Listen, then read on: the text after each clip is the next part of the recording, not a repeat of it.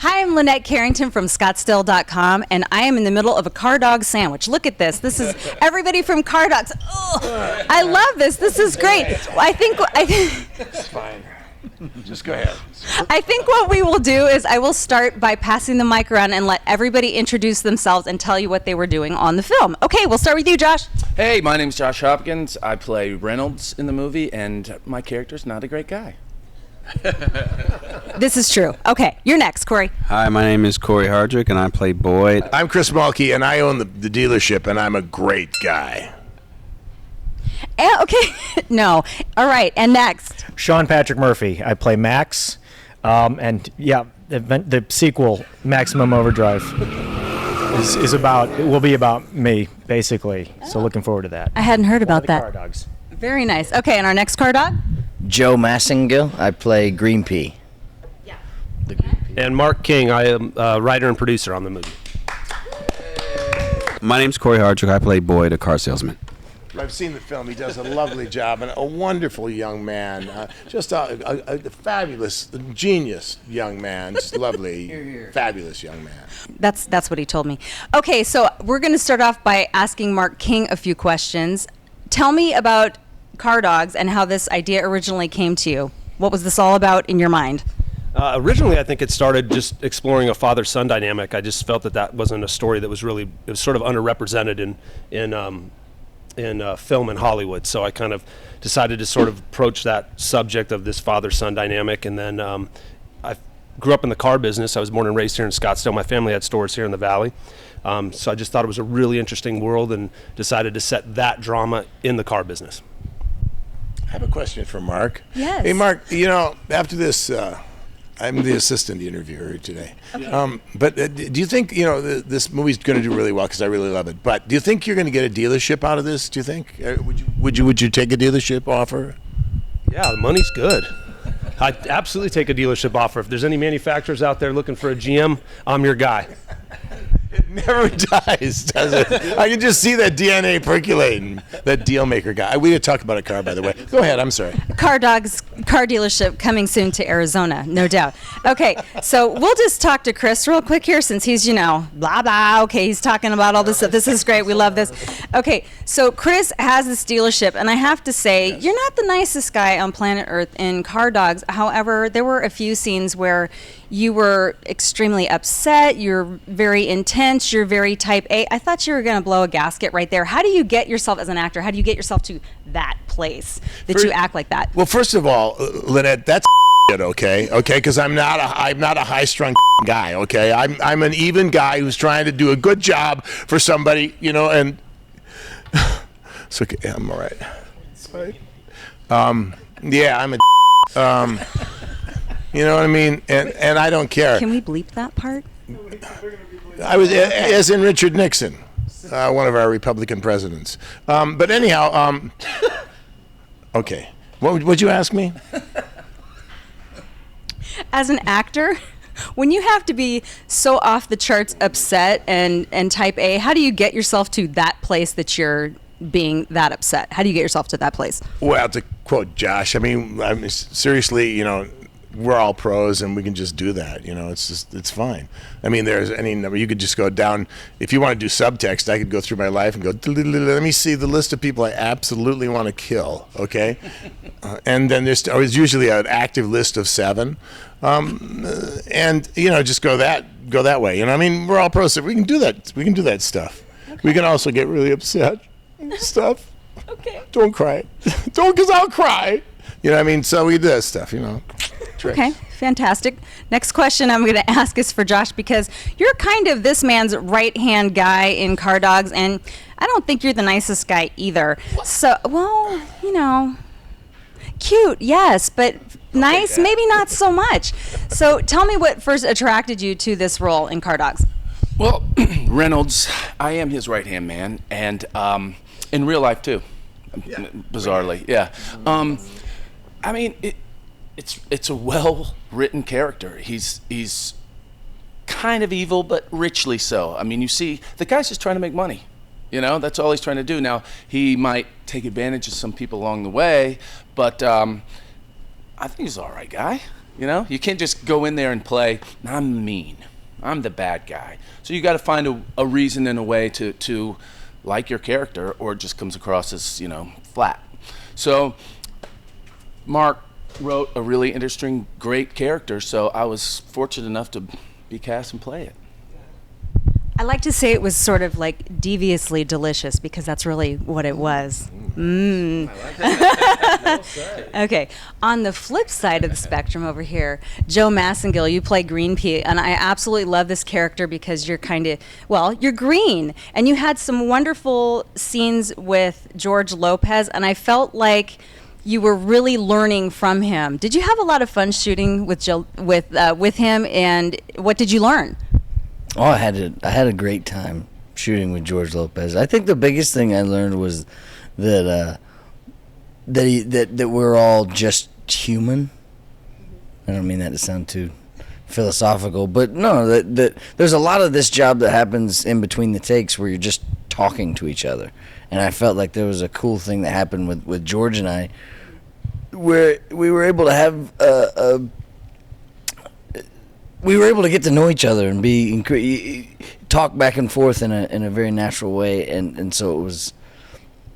I've butchered this answer already. Like, I knew I was gonna get this question too. I'm like, I just feel like there's so much that George and I talked about that I'm not able to repeat in any sort of like interview. Yeah, I'll just go ahead and get out of here. I mean, how do I live up to these guys, right? You're killing it. You're killing it. All right, let's do another one. How about this? Joe, how did you first learn about this role? Did this come to you through an agent or through a friend, or how did this come to you? It came through a friend of mine named Brett Howell. Who's also in the movie. Who's also in the movie. Yep. Who I was in an acting class with 5 or 6 years ago. And he invited me out to hang out with his friends and drink beer at the bar and watch football. And that happened to include Sean Patrick Murphy and Josh Hopkins and Mark King. So after I got to know these guys and hang out with them, and they started to undergo this project, they ended up having a role that they needed a young, you know, highly gullible, you know, just the butt boy of all of the jokes. They really just needed a scapegoat, like to point to when everyone else was tired of getting on. I went through a very legitimate training regimen to get ready for this. Yeah.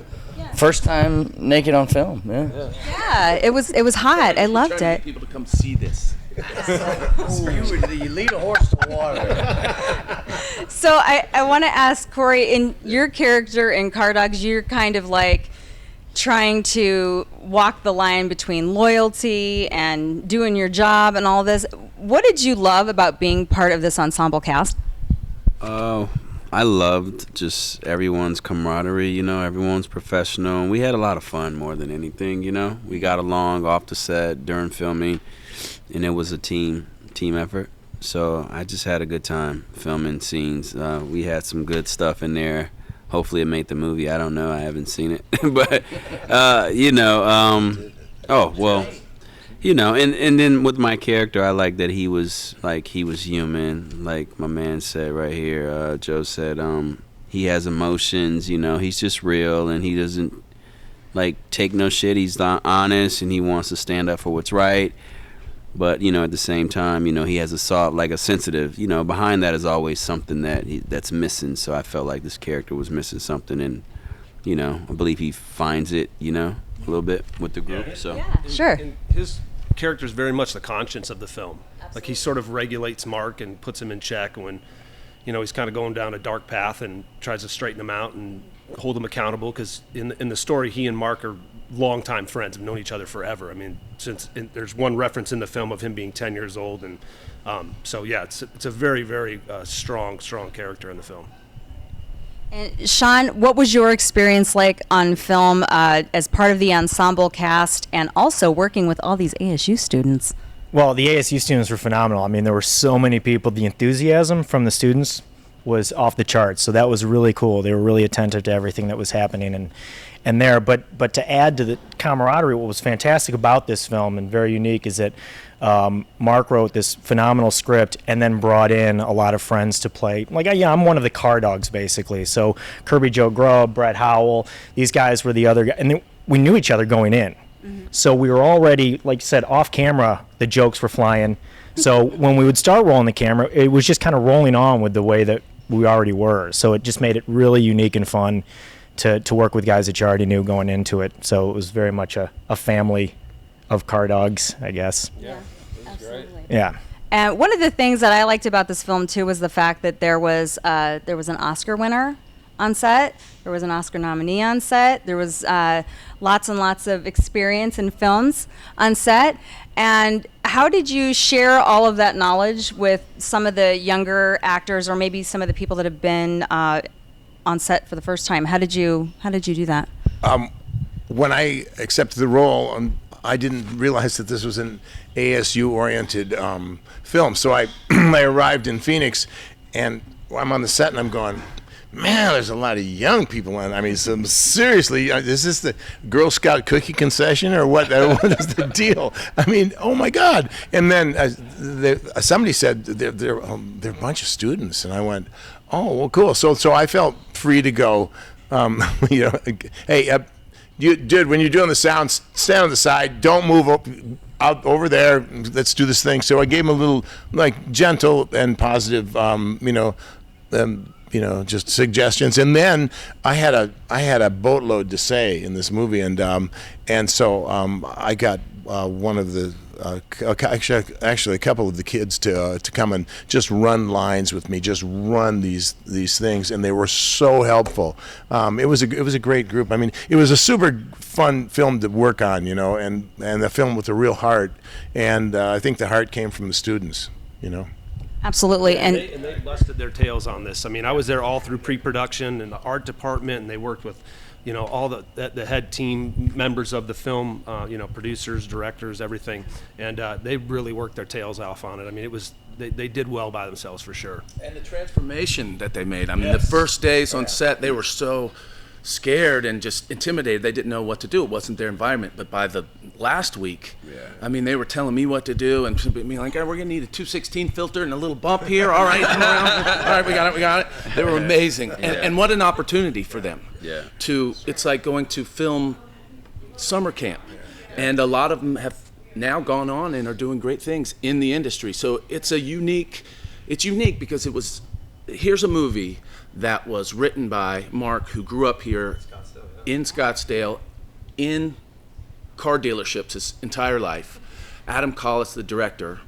Professor at ASU. Professor at ASU. All these students helped make this. So here's a movie made here by people from here, and essentially for this area. It's going to premiere here and be released in Phoenix and Scottsdale. That's the only place it's releasing to start. So this is a movie by people here, for people here, and I hope people in Phoenix come out and support it. Yeah. I think they will, yes. Sorry, and it was great too. I mean, the fact that as a writer you set the location, you don't ever really think that you're going to actually get to shoot in that location. It's just not how it typically works. You set it in Scottsdale, next thing you know, you're in Vancouver, shooting a movie in Scottsdale. So to actually get to come back home, having grown up here, shoot it here. I went to Arizona State. It's pretty dream come true. I mean, it's pretty amazing. You're the hometown boy makes good. I said that earlier. Right. That's fantastic. Okay, couple quick questions. Who was the biggest troublemaker on set? Not me. I was fabulous. Biggest troublemaker. Troublemaker, really? Yeah. Chris. He's not going to say it. Oh, that you did. Okay. What did I do? Okay. I think he's not here. I think it was Patrick Adams. Maybe it's Patrick. Okay. Right, he didn't come. Whoever's not here is the guy. And Adam, I mean George. George, Patrick, and Nia stirred the pot a lot.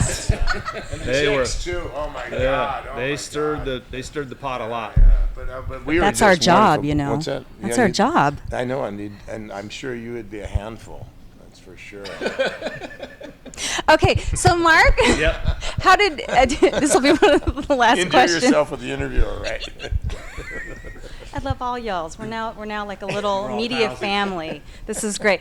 Mark, how did this movie come together, and did this really fit your vision of what you thought this movie would be? Yeah, absolutely. I mean, it came together because when I was in film school, Adam was my teacher actually in film school, and I'd had this short that I'd done based on the film, and he read it and said, look, I think you can write, you need to turn this into a feature. So I obviously explored that.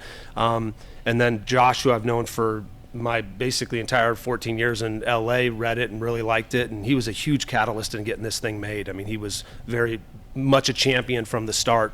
And then Adam called me and said, hey, look, I think we got an opportunity to do this. I kind of been in through development hell a little bit in Hollywood, where directors jump on, they jump off, they jump on, they jump off, and you kind of start back from scratch as a writer. So when he called me and said, hey, look, I'm at ASU, I think we can make it in your hometown, what do you want to do? I called Josh first, called Adam back and said, let's go. So Very nice. And I saw Car Dogs. It was fabulous. You will love it. Be sure to get out to Harkins Theaters. It's going to be opening in, I think, Friday. eight or nine theaters. It's 11 across, also including Flagstaff and Casa In Flagstaff and Casa Grande. And this is a fun film. It's really exciting. It was shot all here locally, I think By in the Papago Scottsdale, Mountains. by the Papago Yep. Mountains. And it's, you can tell, you'll recognize everything in it.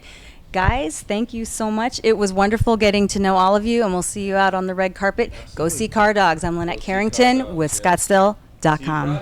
Car dog sandwich, car dog sandwich. Come on, Sean. Car dog sandwich. Car dog sandwich. Told you it was Chris. Ask him for it. We're at Butts of Blondes. I mean, what is it? What is it? Bottled blonde. Bottled Bottled Butts of Blonde. Really? Okay, good. Okay, I think I'm good. I got that joke out now. Okay, that's for the end of the roll. Are we ready? Okay, we are ready Okay. and rolling. No, I'm just. I can't.